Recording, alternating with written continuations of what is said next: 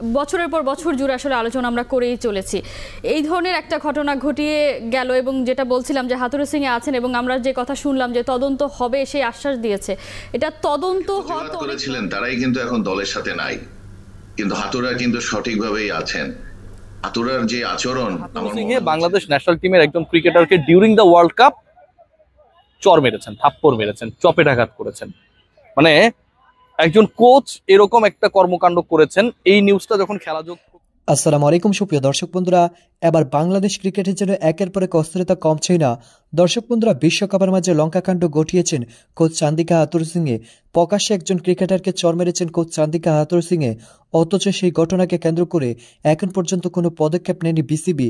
দর্শক বন্ধুরা, এবার সেই সকল ঘটনাকে কেন্দ্র করে সারা দেশে ব্যাপক আলোচনা এবং সমালোচনার জন্ম দিয়েছে এবং সেই সাথে সেই ঘটনাকে কেন্দ্র করে এবার বাংলাদেশের অনেক সিনিয়র বিশ্লেষকরা সেই ঘটনার কঠিন পদক্ষেপ নিতে চলেছেন দর্শক বন্ধুরা, এবং সেই সাথে বিসিবিকে বেশ কিছু কঠিন বার্তা দিয়েছেন দর্শক বন্ধুরা। অন্যদিকে সেই সকল ঘটনাকে কেন্দ্র করে বেশ কিছু আলোচনা করেছেন রিয়াসত আজিম ভাই, এবং তিনি সেই সকল বিষয়গুলো অত্যন্ত চমৎকারভাবে বিশ্লেষণ করেছেন। তো দর্শক বন্ধুরা, চলুন আমরা সেই সকল কথাগুলো শুনে নিই, তাহলে কি করতে যাচ্ছে বিসিবি। তো দর্শক বন্ধুরা, অবশ্যই ধৈর্য সহকারে পুরো ভিডিওটি দেখবেন, তাহলে এই সকল বিষয়গুলো পরিপূর্ণ বুঝতে পারবেন। এই ধরনের একটা ঘটনা ঘটিয়ে গেল এবং যেটা বলছিলাম যে হাথুরু সিং এ আছেন এবং আমরা যে কথা শুনলাম যে তদন্ত হবে সেই আশ্বাস দিয়েছে।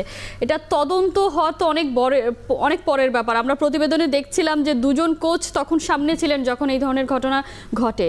সেই ঘটনা আসলে তারপরেও কেমন করে হাথুরু সিং এ এখনো এখানে থাকেন বাংলাদেশের কোচ হিসেবে? ধন্যবাদ কনা। দেখুন, এই যে ঘটনাগুলো ঘটছে, আমি জানি না শক্তির উৎসটা কোথায়। আপনি দেখুন যে এই দুজন কোচ তাকে প্রতিবাদ করেছিলেন তারাই কিন্তু এখন দলের সাথে নাই, কিন্তু হাতুরা কিন্তু সঠিকভাবেই আছেন। হাতুরার যে আচরণ, আমার মনে হচ্ছে, যদি আমি একটু অন্যরকম ভাষায় বলি, আমার মনে হচ্ছে উনি মগের মুল্লুকে আছেন এবং ওনার যা ইচ্ছা তাই উনি করে বেড়াচ্ছেন। এবং কেন এটা করছেন, এবং যারা ওনাকে অ্যাকচুয়ালি এই কাজগুলা করার জন্য এখন পর্যন্ত উৎসাহ না দিলেও সহযোগী বলবো, যারা করে যাচ্ছেন তারাও কিন্তু অ্যাকমপ্লিশ হিসাবে কিন্তু গণ্য হবেন যে হাতুরাকে দিয়ে তারা কেন এই জিনিসগুলা করেছেন। আপনি যদি বাংলাদেশ পেনাল কোডের আন্ডারেও যান, 319 থেকে 322 পর্যন্ত ওনাকে চার্জ করা যায়, আমি সম্ভবত যতটুকু জানি। এরপরেও যদি আপনি ধরেন 349 থেকে 51-তেও ওনাকে পেনাল কোডের আন্ডারে কিন্তু চার্জ করা যায় ফর অ্যাসল্টিং, ফর হার্টিং পিপল। এবং আপনি যদি আইসিসির কোড অফ কন্ডাক্টেও যান, আইসিসির কোড অফ কন্ডাক্টেও দেখবেন যে এটা 2.3.2-তে এবং 2.4.2 এবং 2.4.3-তেও কিন্তু ওনাকে চার্জ করা যাবে। কেন এখনো করা হচ্ছে না? কেন আমরা তদন্তের জন্য অপেক্ষা করছি? সাইফুদ্দিন একটা স্টেটমেন্ট টিভিতে দেওয়ার পরের দিনই তো তাকে শো কজ নোটিস করা হয়েছিল এবং তারপর পরই সাইফুদ্দিনের উপরে খড়গ নেমে আসলো।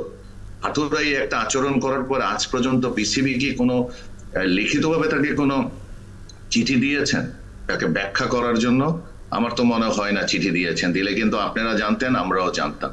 শুধু যদি তাই না হয়ে থাকে, তাকে এত আদর করে কেন আমরা আমাদের দলের সাথে রাখছি? ওনার হাতে কোন আশ্চর্য প্রদীপটা আছে যেটা দিয়ে আমাদেরকে উনি একদম বিশ্বের সর্বশ্রেষ্ঠ দলে পরিণত করবে, এবং তার জন্য আমরা আমাদের প্লেয়ারদেরকে লাঞ্ছিত করার মতন একটা ঘটনায় তাকে আমরা সহযোগিতা করে যাব? কেন আমরা করছি আমি জানি না, যে তার উৎসটা কোথায়। আপনি যেটা বলছিলেন আপনার রিপোর্টে যে আমাদের বোর্ড প্রধান ওনার সাথে বসে বলে গেছেন ওনার আচরণ ঠিক করতে, এটাই কি ওনার সর্বোচ্চ সাজা বা এটাই কি ওনার সর্বোচ্চ প্রশংসা পাওয়ার জায়গা? অ্যাবসলিউটলি আমার মাথায় আসছে না।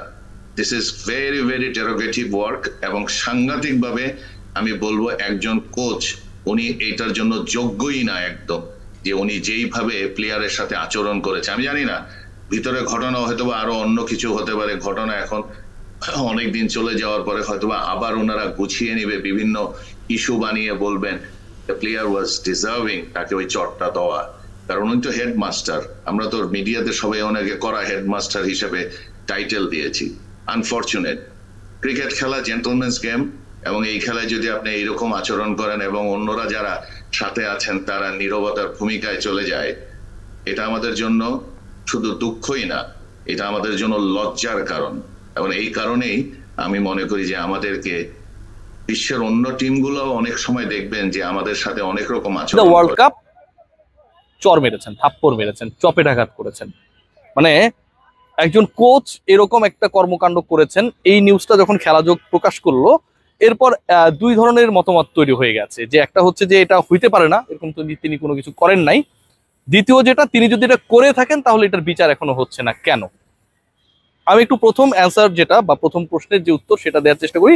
সেটা হচ্ছে এই ঘটনা ঘটেছে ডেডলাইনের কথা বলা হয়েছিল, সেই ডেডলাইনে চন্ডিকা হাথুরুসিংহে বাংলাদেশ জাতীয় দলের ক্রিকেটার নাসুম আহমেদকে, যিনি ওই পার্টিকুলার ম্যাচে সেরা 11-এর বাইরে ছিলেন, তার সাথে এই অসৎ আচরণ করেছেন, গর্হিত আচরণ করেছেন, ছোট করেছেন অন্য স্টাফদের সামনে, এবং এটা করার পরেও তিনি নির্বিকার ছিলেন।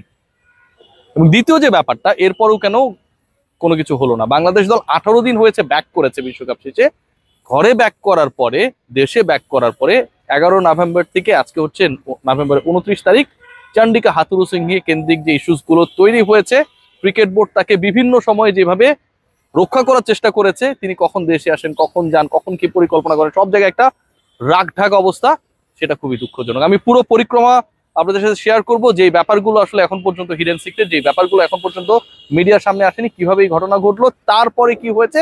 সবার আগে যে আলোচনাটা শুরু করতে চাই যে পার্টটাতে, সেটা হচ্ছে নাসুম আহমেদের সাথে এই ঘটনা ঘটানোর পর এবং এটা প্রকাশিত হবার পরে 2 দফায় তাকে শাসানো হচ্ছে। বাংলাদেশ জাতীয় দলের একজন cricketer Nasum Ahmed, I am again explaining about his career, যিনি হচ্ছে মূলত T20 স্পেশালিস্ট বোলার, বাহাতি স্পিনার। ইনফ্যাক্ট তার সাথে এই ঘটনা যেদিন ঘটেছিল তার পরবর্তী সময় চন্ডিকা হাথুরুসিংহে তাকে এই ব্যাখ্যা দেওয়ার চেষ্টা করেছেন যে ইন্টারন্যাশনাল ক্রিকেটে অনেক সময় হিট অফ দ্য মোমেন্টে এরকম ঘটনা ঘটতেই পারে, নাম্বার 1। নাম্বার 2, যখন এটা বের হয়েছে, এই আলোচনাটা প্রকাশিত হয়েছে, এই আলোচনাটা জনসমক্ষে আসার পর গতকাল থেকে যে আলোচনাটা হচ্ছে, নাসুমের নামটা কেউ প্রকাশ্যে আনেননি, কেউ বলেননি, যেন অবস্থাটা এরকম যে নাসুমের প্রতি অসম্মান প্রদর্শন করা হবে, নাসুমের মর্যাদা কমে যাবে। কখনোই না।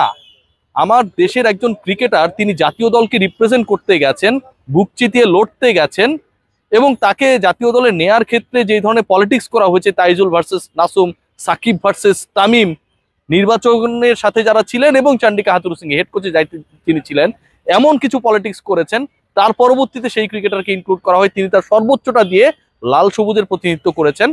তার এই ঘটনা যদি প্রকাশিতই না হয়, তার এই নামটা যদি বাইরে নাই আসে, তো দর্শক বন্ধুরা, আপনারা হয়তো এই পুরো ভিডিওটি দেখে এবং এই সকল কথাবার্তাগুলো শুনে অবশ্যই বুঝতে পেরেছেন অবশেষে বিসিবির অবহেলা এবং কোচ চন্ডিকা হাথুরুসিংহের একের পর এক নানা কর্মকাণ্ড বাংলাদেশ ক্রিকেটকে কোথায় নিয়ে যাচ্ছে। দর্শক বন্ধুরা, যেই ঘটনা অনেক কঠিন, সেই ঘটনা বিসিবি কোনো পদক্ষেপ নিচ্ছে না। দর্শক বন্ধুরা, তাহলে কি আইসিসির কোনো পদক্ষেপ হবে? তো দর্শক বন্ধুরা, আপনারা এই বিশ্লেষণগুলো শুনে এবং সেই সাথে রিয়াসত আজিম ভাইয়ের এই সকল কথাগুলো শুনে আপনারা কি বুঝতে পেরেছেন তাহলে কি শেষ পর্যন্ত কোচ চন্ডিকা হাথুরুসিংহের লঙ্কাকাণ্ড শেষ হবে? তো দর্শক বন্ধুরা, এই বিষয়ে আপনাদের কি মতামত অবশ্যই কমেন্ট করে জানিয়ে দিবেন। তো দর্শক বন্ধুরা, ভালো থাকুন, সুস্থ থাকুন, আল্লাহ হাফিজ, আসসালামু আলাইকুম রহমতুল্লাহ।